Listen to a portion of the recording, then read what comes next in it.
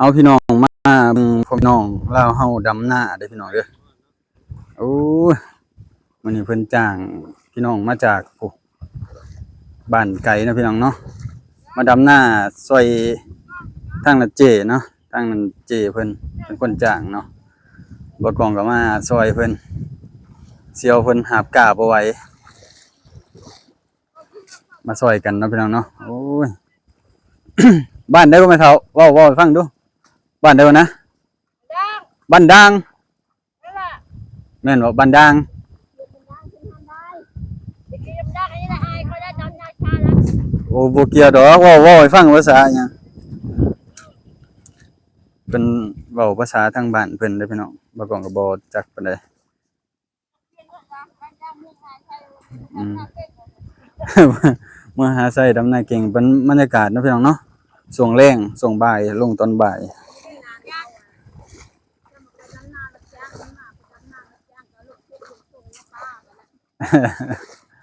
มันก็จะดำจักคนแหละมันนี่พี่น้อง2 4 6 8 10 12 14บ่ อืมพี่น้องเพิ่นดำเร็วอยู่เด้อพี่น้องเอ้ยก็ค่อยๆไปกับดินมันแข็งเนาะมันแข็งมันอ่อนผสมกันเพราะว่าเฮาบ่ได้ไถนาหุดเด้ทางที่จะไปไถนาหุดไถดำเลยนี่ก็บรรยากาศยามมื้อแลงเนาะโอ้เป็นตามาดำน้ำบ่พี่น้องเอ้ย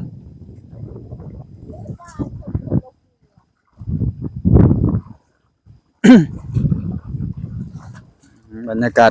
เพิ่นดำพี่น้องเอ้ยเป็นจังได๋ดำม่วนอยู่บ่ม่วนอยู่แต่บ่ม่วนคือเต้นลำวงเนาะ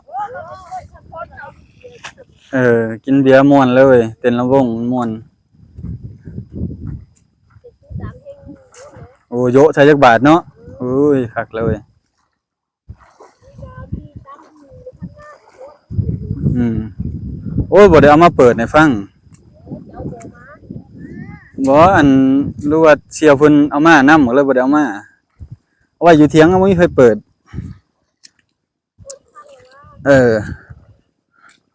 เบิ่งบรรยากาศพี่น้องเอ้ยนี่แหละทางบ้านเฮาเพิ่นดำหน้าเนาะเพิ่นดำหน้ารับจ้างเพิ่นเอามาแต่บ้านไกลเลยเด้เอารถไปขนเพิ่นมาเนาะไปเอาเพิ่นมาช่วงเช้า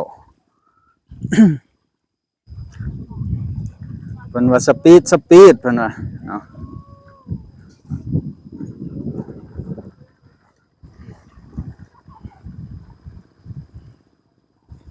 เจ้าเลยบ่อันเจ้าของหน้าเพิ่นว่าดำห่างบ่เป็นหยังดำห่างๆโลดว่าเจ้าของหน้ามากหลายดำห่างๆดำห่างๆเลยเพิ่นว่า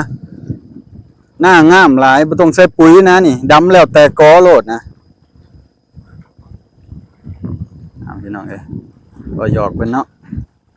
บรรยากาศยามมื้อแลงประมาณบ่าย3ช่วงนี้เนาะทางเอาเพิ่นดำเนาะเราดำเร็วได้เรานะดำคนเดียวโดดเลยเพิ่นเนาะลูกลูก8ได้พี่น้องเอ้ยเอาบ่อีหลีเด้พอเฒ่ามาได้ลูก8แล้วเพิ่นว่าเสีย4แม่นบ่เฒ่าเสีย4เนาะเหลือ4พี่น้องเอ้ยเพราะว่าคนเขาตะกี้เนาะว่าอะไรก็ได้อันความทางทันสมัยบ่ทันเข้าฮอดทางหมู่บ้านตามบ้านนอกบ้านนาเฮาเนาะนี่แหละแล้วไปเบิ่งเจ้เพิ่นอันนี้เจ้เพิ่นเด้นี่เพิ่นจ้างเร็วๆนะเจ้เอ้ยอันนี้เจ้เด้อพี่น้องเอ้ยนี่แหละเพิ่นมาเบิ่งเขาเจ้าดำนาเนาะลงมือเองเลยเพิ่นก็ได้อันฝ่ายบริการไปแล้วบ่เฒ่าตอนน้ำแข็งพุ่นวะ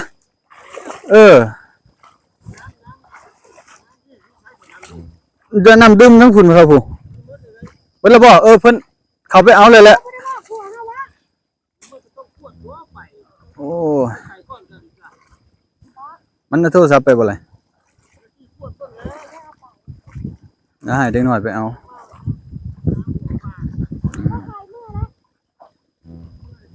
เมื่อแล้วเราเมื่อตอนเฮามาอ่านี่น้องพี่น้องเนาะ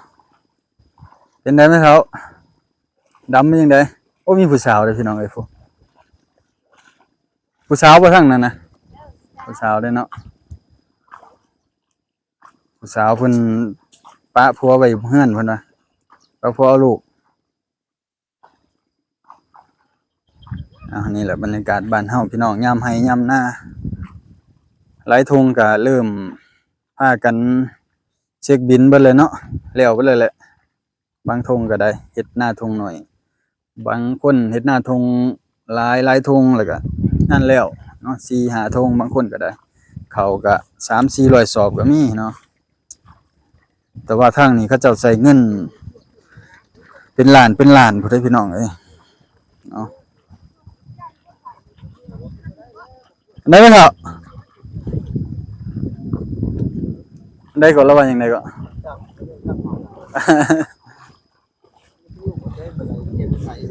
รถไถเอาพี่น้องใกล้แล้วเลยแหละนี่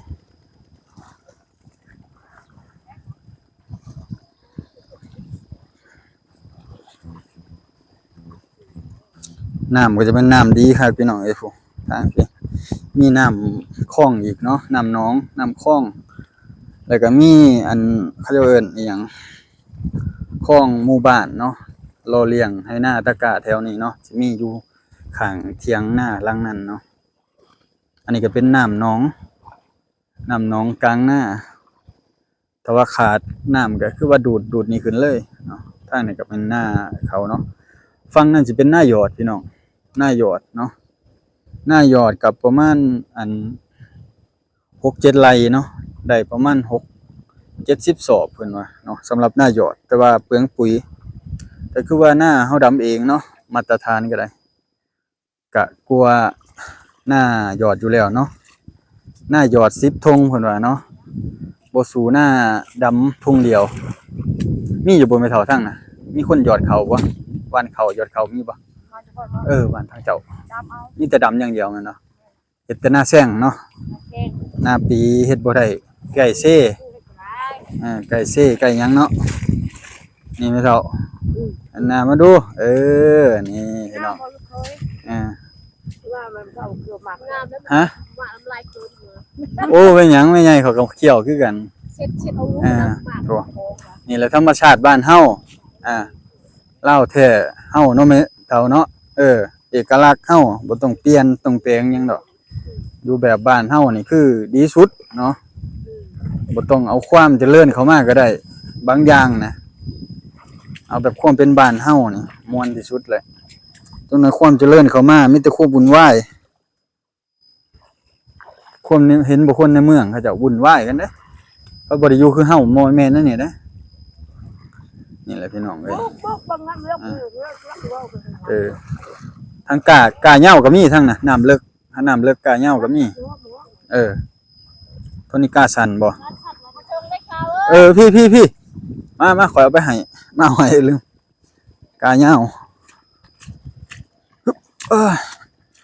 เดี๋ยวกาเหย้าให้เพิ่นพี่น้อง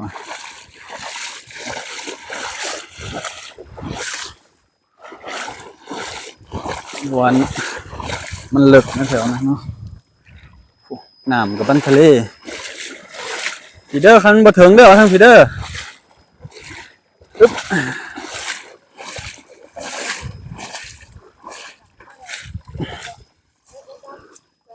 หน้าห้องหน้าห่วยพี่น้องเอ้ยนี่ก็น้ำบ่นี่บ่แม่เฒ่าอั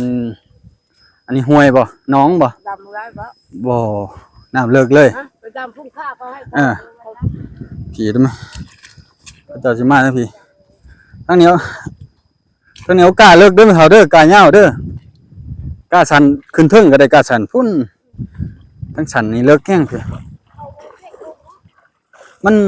ปิงปลาบ่ได้ทางนั้นก็น้ำลงห้วยก็ล้นนั่นน่ะคือทางนั้นล้นนี่แหละพี่น้องบ้านเฮาอยู่แบบบ้านๆอยู่แบบลาวเฮาเนาะนี่แหละเพิ่นมาไกลเด้อพี่น้องนี่ประมาณเกือบ20 ลักบ่ได้มาฮอดนี่เนาะเพราะว่าไกลเติบ บ้านเพิ่นสิเฮ็ดแต่หน้าแซงหน้าปีเพิ่นบ่ได้เฮ็ดเนาะหน้าปีเฮ็ดบ่ได้เพราะว่าน้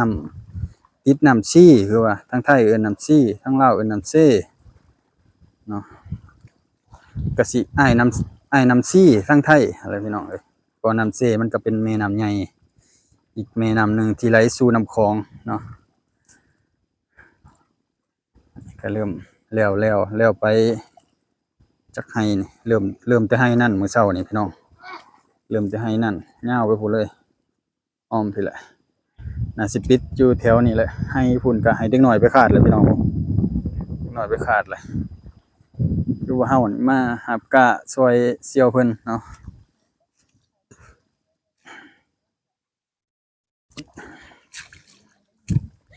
มีผู้สาวสำน้อยมาดำนำเลยพี่น้องเวลายิ้มใส่กล้องนะเร็วอายวะอายอีหยังเอาเลยยันกล้องเลยนี่ทางนี้กับผู้สาวก็ได้นี่เห็นวะยันแล้วยันผัวเห็นเล่น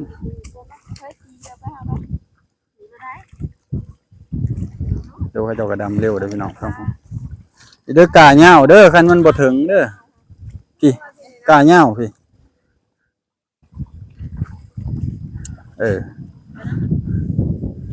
ถ้าถ้าถ้ากาสันเหลือก็เริ่มต้นทั้งถึงพุ่นเด้อเพราะว่าทางนี้มันน้ำหลายผู้สาวสำน้อยพี่น้อง15กับ18เท่านะเสื้อสีชมพู15สาวเมืองมหาชัยน้ำใจงามเพิ่นว่าทางนี้นี่แหละอันนี้ได้เสร็จเจ้าจักปีก่อนนะ20ปีชาวละ20ปีเจ้าได้จักปี30นั่นเห็นบ่เลยพี่น้องไก่กำลังแล้วเลยแหละเนาะตัวแม่เฒ่าเพิ่นก็เร่งให้เนาะอยากให้แล้วคือกันเพิ่นก็ได้แต่ว่าหน้าก็อยากแข็งแน่ทางนั้นเนาะวัยรุ่นไทยพี่น้องวัยรุ่นขาดใจร้อนเอ้าพี่น้องมื้อนี้บ่กล้องเก็บบรรยากาศให้ได้ประมาณนี้พี่น้องเอ้ยบ้านเฮาเนาะสำหรับบ้านเฮายามลงไร่ลงนากับธรรมชาติบ้านเฮาที่ยังหลงเหลือแล้วก็วัฒนธรรมเนาะการเป็นอยู่ตามชนบทบ้านนอกบ้านนาในเขตเมืองมหาชัยเฮานะพี่น้องเนาะบ่กล้องก็มาเป็นเคยเมืองมหาชัยเพราะว่าตัวเองอยู่อันแขวงสวรรณเขตเมืองสงขลาพี่น้องเอ้ยไปทางพุ่นเนาะเอานี่แหละพี่น้องเอ้ยเพิ่นก็ไปเริ่มต้นไม้ให้อยู่ทางพุ่นเนาะเริ่มต้นไม้อยู่ทางพุ่นเตรียมสิไล่ลงไปพุ่นละให้ลุ่มๆไปพุ่นแล้วพี่น้องภาคผู้ก็มีเนาะไปภาคผู้นำเนาะโอเคพี่น้องเอ้ยบรรยากาศภูผาทางพุ่นเนาะต้นไม้ใบหญ้ามีแต่ภูแต่เขาแหละทางนี้คนส่วนนี้อันออกให้ออกหน้านะช่วงนี้นะเจเพิ่นก็ดำคนเดียวทางพุ่นเจลงมือเองนะเจเพิ่นเนาะเอาโอเคพี่น้องประมาณนี้เนาะเดี๋ยวไปซอยเซียวคนกอคนกาไปให้เพิ่นก่อนเนาะเถื่อฮอดเพิ่นมื้อนี้พอเขาแล้วก็ไปซอยกันตอนนี้แล้วทางนี้ก็ไปซอยทางนั้นซอยเบากล้องผู้ก็เหลือบ่หลายเหลือประมาณ10ไร่นั่นแหละทางให้เมียกับน้องสาวดำเนาะเอาโอเคพี่น้อง